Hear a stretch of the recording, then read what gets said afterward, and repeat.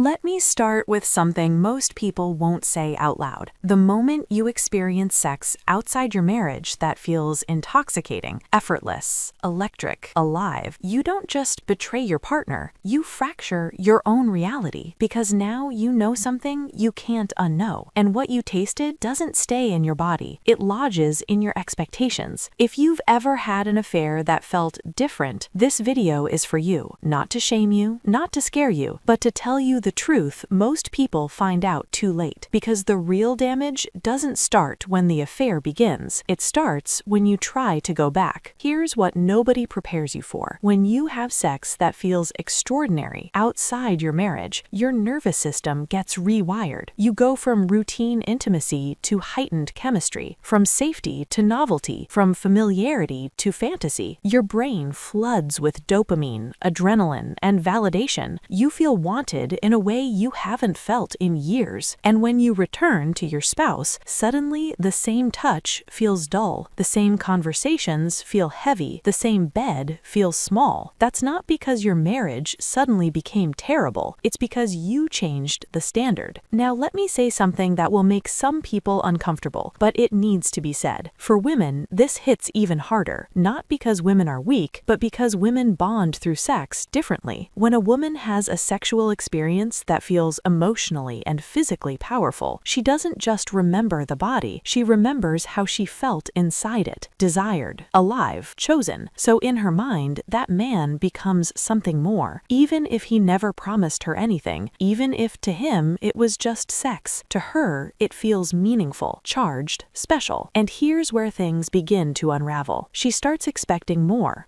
attention, more reassurance, more intimacy, more future. And when he doesn't give it, because he never planned to, she starts to feel anxious, insecure, hungry for confirmation. That hunger becomes nagging, that insecurity becomes irritation, that desire becomes resentment, and slowly, the very chemistry that drew her in starts to rot into frustration. You go from, "I can't believe how connected we are," to, "Why doesn't he call me?" From, "He makes me feel alive," to, "Why am I always the one who wants more?" And the saddest part, you start to hate yourself for how vulnerable you became. You replay how intense it was, how attached you got, how much power you handed over, and now you're embarrassed by it. You're angry at him for not meeting your expectations, and angry at yourself for having them. This is the emotional hangover no one warns you about. And I know there are people watching this right now thinking, how does she know my story? I don't know you. I just know patterns, because this is how it almost always plays out. Now here's the cruel irony. While all of this is happening inside you, your marriage is quietly dying. Not because you cheated, but because you can't go back to being emotionally present. You compare everything. You withdraw. You stop trying. Your spouse senses the distance, the tension, the disconnection. And soon, you're not just cheating, you're living in two emotional worlds. One full of fantasy and longing, one full of guilt and obligation. And neither one feels like peace. So let's talk about the question everyone avoids. Can you break an affair that blew your mind and still save your marriage? Yes, but not without grieving. You have to grieve the fantasy, the adrenaline, the version of yourself that felt chosen and powerful and alive. You have to let go of the illusion that that connection was meant to be, because what you experienced wasn't a soulmate. It was chemistry in a vacuum, and chemistry without responsibility